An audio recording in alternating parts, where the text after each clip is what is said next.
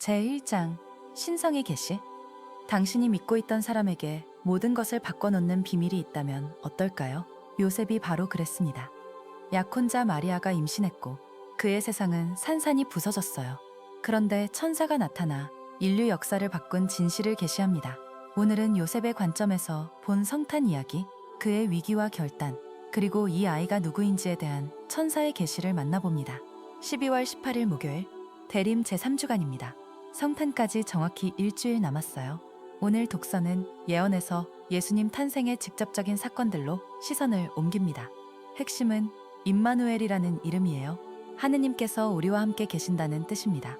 단순히 하느님이 가까이 계시다는 의미가 아니라 하느님 자신이 우리 인간 경험 속으로 들어오셨다는 성육신의 신비를 담고 있습니다. 제1독서 예레미야 23장 5, 8절. 의로운 새싹의 약속입니다. 예레미야가 활동한 시대는 예루살렘이 바빌론에 함락되기 전후였어요. 다윗 왕조의 왕들이 실패했고 정복과 유배라는 비극을 맞았습니다. 하지만 하느님은 약속하십니다. 다윗에게서 의로운 새싹을 일으켜 세우리라. 이 왕은 슬기롭게 다스리며 세상에서 공정과 정의를 실현하리라고 말씀하세요. 실망스러운 현실 속에서도 하느님의 약속은 변하지 않습니다. 히브리어로 이로운 새싹은 체마흐 차디크인데 이는 메시아의 칭호인 가지를 연상시킵니다. 그리고 이 메시아 왕의 이름은 야훼 치드케누, 곧 주님은 우리의 정의라고 불릴 거예요. 메시아의 이름 자체가 하느님의 의로운 성품을 선포하는 것입니다.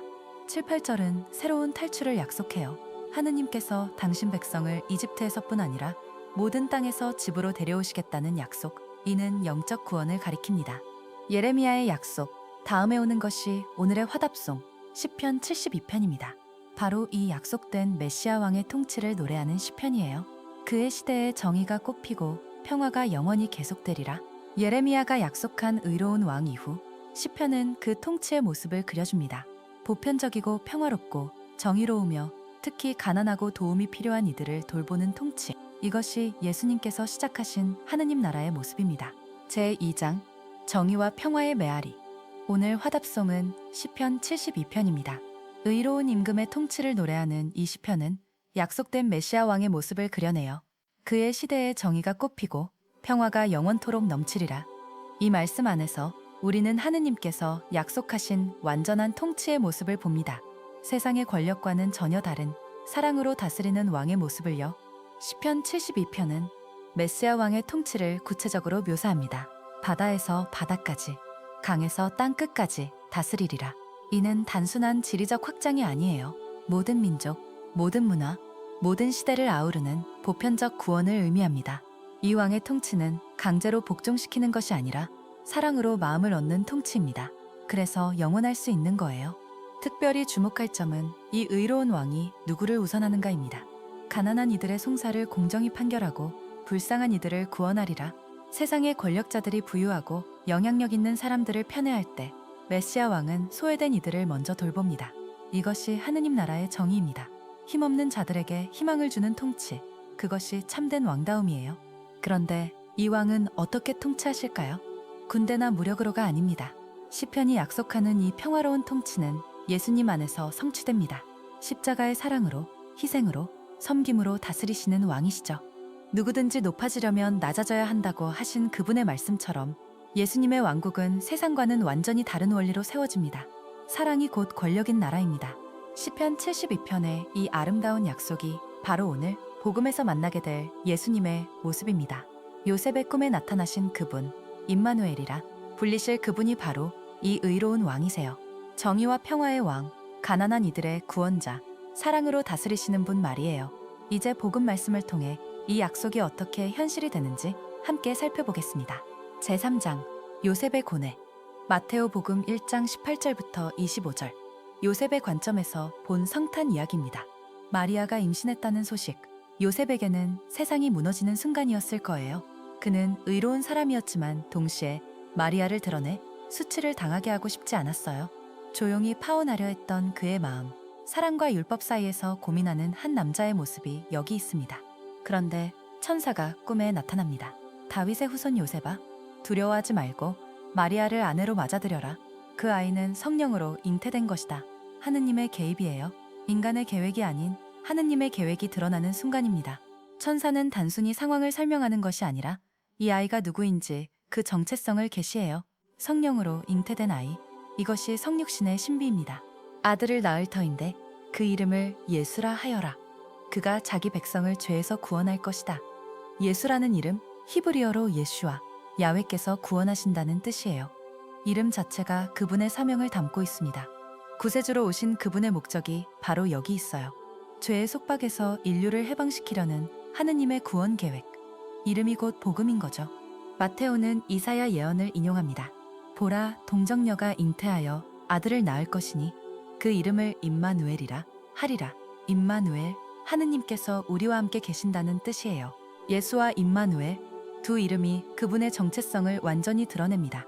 구원자이시면서 동시에 우리와 함께 하시는 하느님, 성육신의 신비가 바로 이것입니다. 하느님께서 직접 우리에게 오신 거예요. 요셉이 잠에서 깨어 천사의 말대로 행합니다. 마테오는 요셉의 말을 한마디도 기록하지 않아요. 오직 순종만이 있을 뿐입니다. 마리아를 아내로 맞아들이고 아이의 이름을 예수라고 지었어요. 완전한 믿음의 순종이죠. 이해할 수 없는 상황에서도 하느님의 뜻을 받아들인 요셉, 그의 신앙이 구원사에 참여하게 된 거예요. 순종하는 믿음의 아름다운 모습입니다. 제4장, 예상치 못한 것을 받아들이기. 요셉은 모든 것이 무너지는 순간을 맞았어요. 약혼녀가 임신했는데 자신의 아이가 아니었죠. 그의 인생 계획이 산산조각 났습니다. 하지만 천사가 나타나 진실을 알려줬어요. 하느님의 방식은 우리 예상과 다를 때가 많습니다. 요셉처럼 우리도 우리의 가정과 계획을 내려놓고 하느님의 뜻을 받아들여야 해요. 한국 문화에서 가문의 명예는 매우 중요해요. 요셉이 직면한 상황을 생각해 보세요. 마리아와의 결혼은 사회적 치욕을 의미할 수 있었습니다. 하지만 그는 의로운 사람으로서 마리아를 보호하기로 결심했어요. 때로는 하느님을 따르는 것이 다른 사람들의 시선을 감수하는 일을 의미합니다. 요셉은 명예보다 사랑과 순종을 선택했습니다. 임마누엘, 하느님께서 우리와 함께 계시다는 뜻이에요. 이 말씀은 하느님께서 우리의 실제 상황 속에 들어오신다는 의미입니다.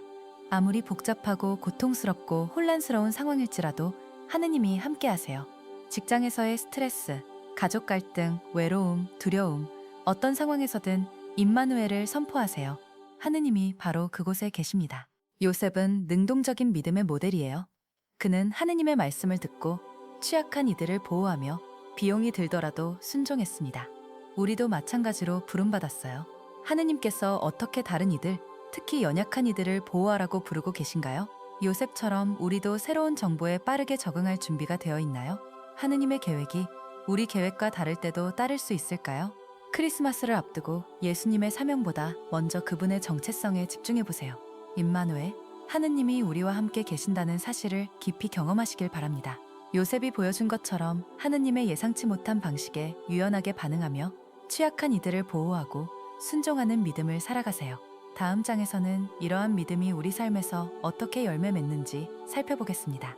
제5장, 성육신에서 찾는 구원. 하느님께서는 당신의 약속을 이루십니다.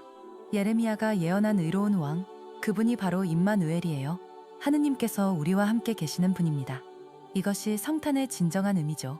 단순히 아기 예수님이 태어나신 이야기가 아니라 하느님께서 직접 인간이 되어 우리를 구원하시려 오신 놀라운 사건이에요. 임마누엘, 하느님이 우리와 함께 계십니다. 요셉의 믿음을 생각해 보세요. 약혼녀가 임신했다는 소식, 그의 세상이 무너지는 순간이었죠. 하지만 그는 의로운 사람이었어요. 마리아를 공개적으로 수치스럽게 하지 않으려 했습니다. 그때 천사가 나타나 모든 것을 설명해 주었죠. 요셉은 의심하지 않고 순종했어요. 하느님의 계획이 자신의 계획과 달랐지만 믿음으로 받아들였습니다. 이것이 참된 의로움이에요. 인생이 산산조각 날 때가 있어요. 계획했던 모든 것이 무너질 때 말이죠. 요셉처럼 우리도 그런 순간을 만납니다. 하지만 하느님은 우리의 상황 속에 계세요. 임마누엘이니까요. 혼란스러운 상황에서도 하느님의 음성에 귀 기울이고 그분의 뜻에 순종할 때 놀라운 일이 일어나요. 우리의 깨어진 계획이 하느님 구원 계획의 일부가 되는 거예요. 요셉은 마리아를 보호했어요.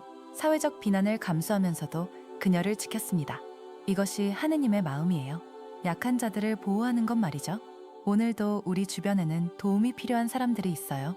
소외받는 이들, 상처받은 이들, 그들을 향한 하느님의 사랑을 우리가 전해야 해요. 요셉처럼 개인적 손해를 감수하더라도 사랑으로 그들을 품어야 합니다. 이제 기도로 마무리해요. 임마누엘이신 하느님, 우리와 함께 계셔서 감사해요. 요셉처럼 예상치 못한 상황에서도 당신을 믿고 순종할 수 있게 도와주세요. 약한 이들을 보호하고 당신의 길을 따를 용기를 주세요. 성탄을 맞이하는 이 시간, 당신의 구원 계획에 참여할 수 있게 해주시길 기도드려요. 아멘. 하느님이 우리와 함께 계십니다.